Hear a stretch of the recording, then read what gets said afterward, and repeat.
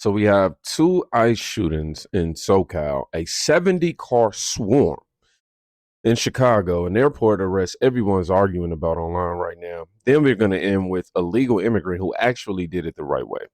We're going to start here, y'all. Breaking news at 5, a chaotic scene unfolded in Ontario. Federal agents surround a car and shoot a driver. They say he was trying to ram them. It's the second shooting involving ICE in Southern California in just over a week. Welcome to the Fox 11 News at 5, simulcast on our sister station, Fox 11 Plus. I'm Christine Devine. Fox 11's Christina Gonzalez is live in Ontario with more on this breaking news. Christina. Yeah, the original stop, it was a vehicle stop, was right here on Vineyard, on this street. Federal officers had stopped somebody. Somebody else stopped their vehicle. They end up getting shot, and they drove right around the corner into this mobile home park. Let's show you what happened. Federal agents confirmed they were in the middle of stopping this dark-colored Honda on Vineyard Avenue as their SUVs surrounded the car. The man driving this lighter-colored Lexus stopped and tried to intervene. He saw someone being basically surrounded by armed men with a mask, and so he decided that he was going to try to see what was going on. Javier Hernandez is speaking for the family of the man in the Lexus, who, according to a statement from Assistant Secretary Tricia McLaughlin, quote, attempted to run officers over by reversing directly at them without stopping. An ICE officer, fearing for his life, fired defensive shots at the vehicle. What we know is that he was shot in the shoulder. He then drove himself to his brother's house. Just around the corner to the Country Meadows mobile home park, where you can see investigators surrounding the vehicle, even make out a shattered window.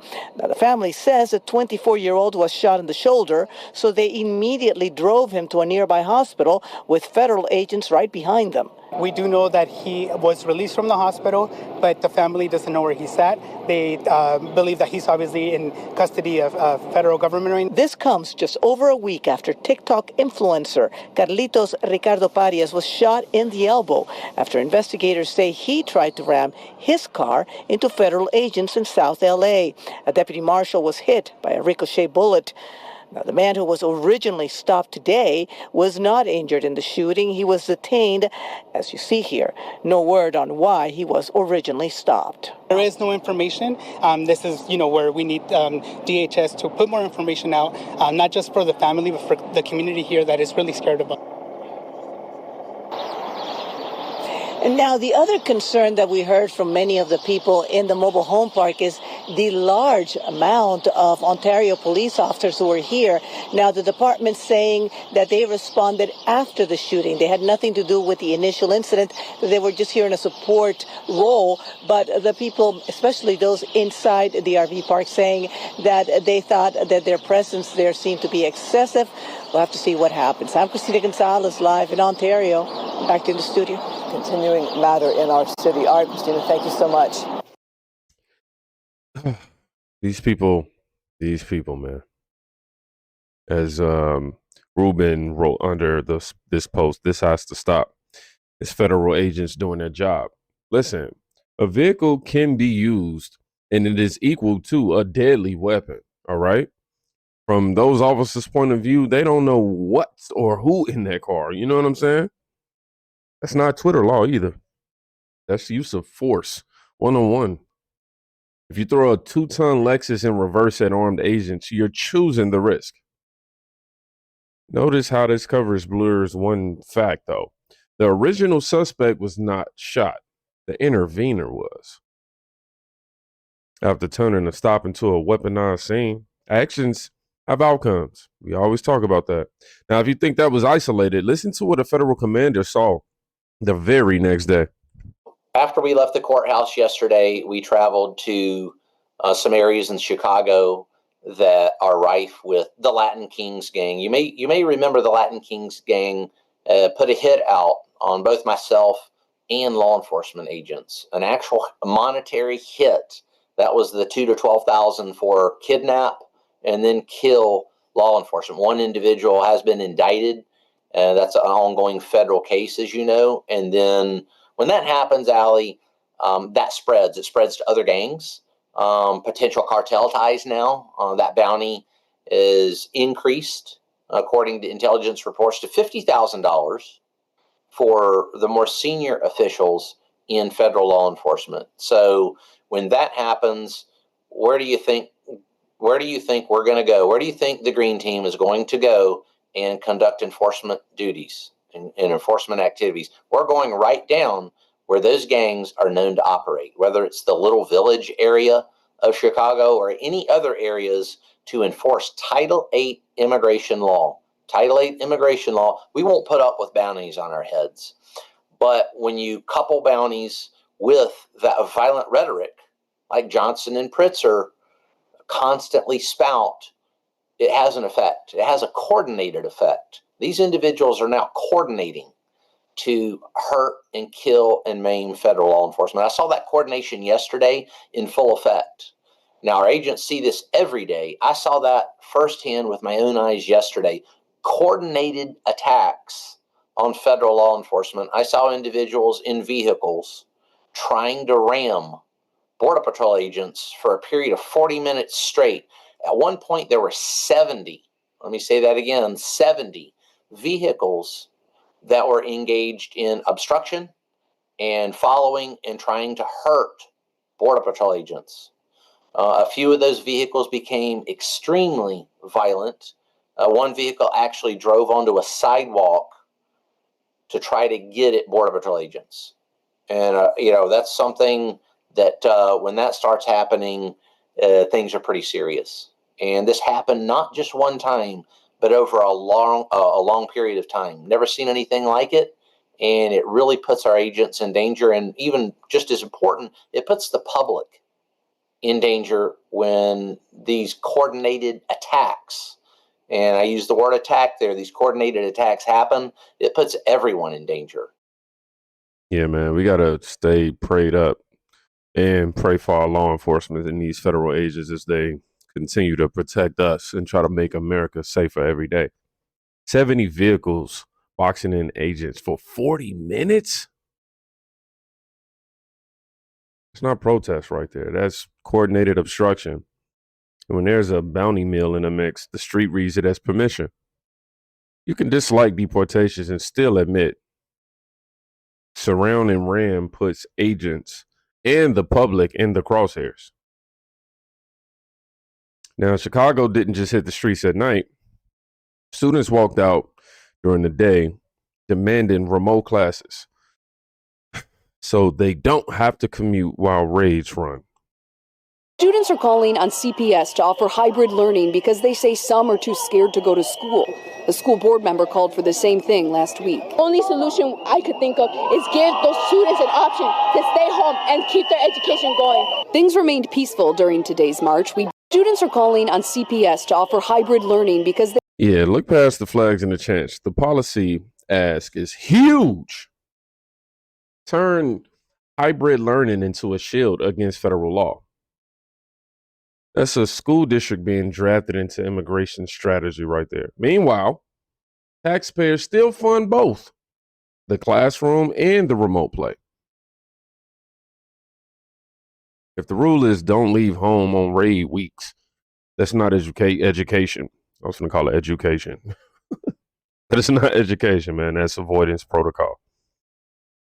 And when policy meets enforcement, it gets real in public spaces, like airports. No! No! No! My daddy! Help me! Help me! I don't know how to let it quit! I have my paper! No! Help me, please! My daddy! Help! She's a human being! No! My daddy!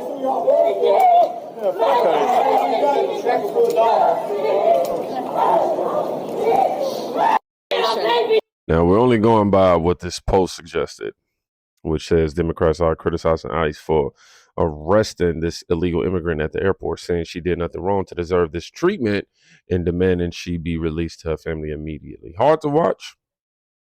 Absolutely.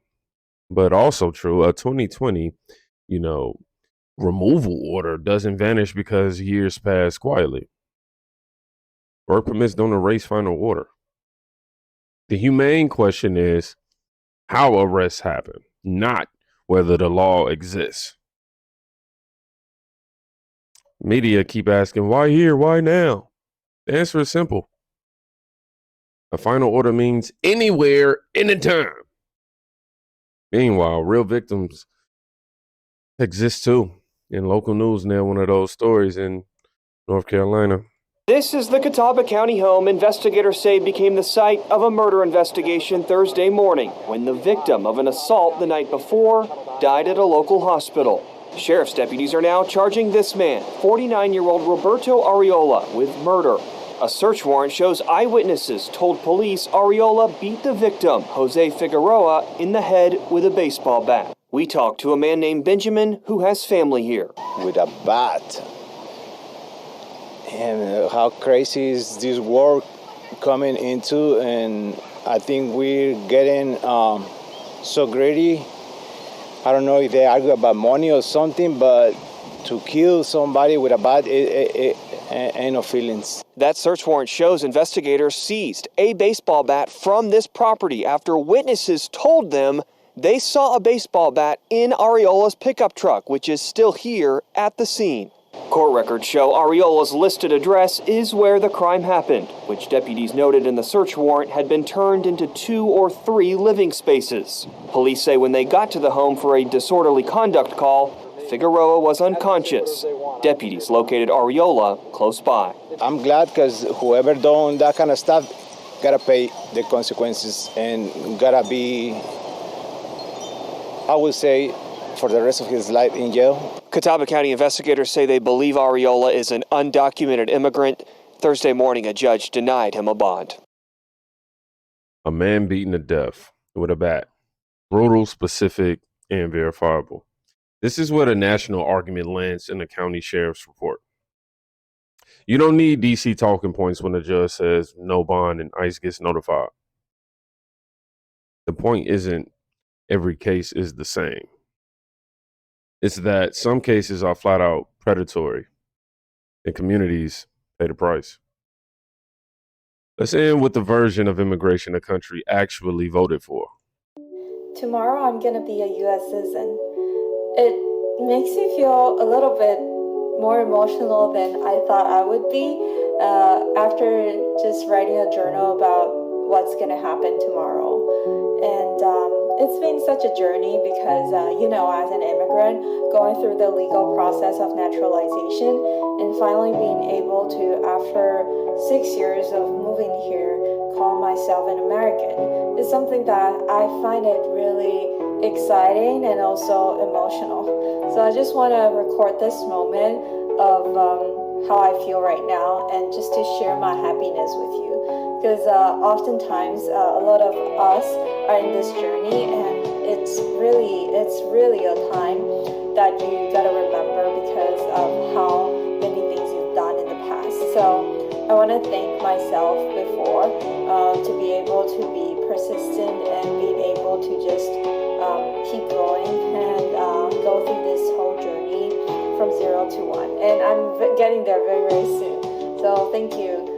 The past younger Kimberly, I want to thank you here. And for everyone who's out here in the social media world is also going through the same process, you're going to get there soon. Just keep going and you'll be there. 6 years, paperwork, interviews, patience. But that citizenship got earned. That's the motto. When we protect the line, stories like hers get faster, not slower. Now, if you made it to the end of this video, let's drop something. Let's put 10 Toes Club in the comment section. Team Think. I haven't shouted out Team Think in a minute. I got to get better. I ain't been doing right by my family. Sorry, Team Think. But yeah, if you made it to the end of the video, drop 10 Toes Club. And that way I know. Other than that, y'all be safe. Go check on a friend today. You can quite literally be saving their life. And I mean it. I had to get my finger ready to stop recording. Peace.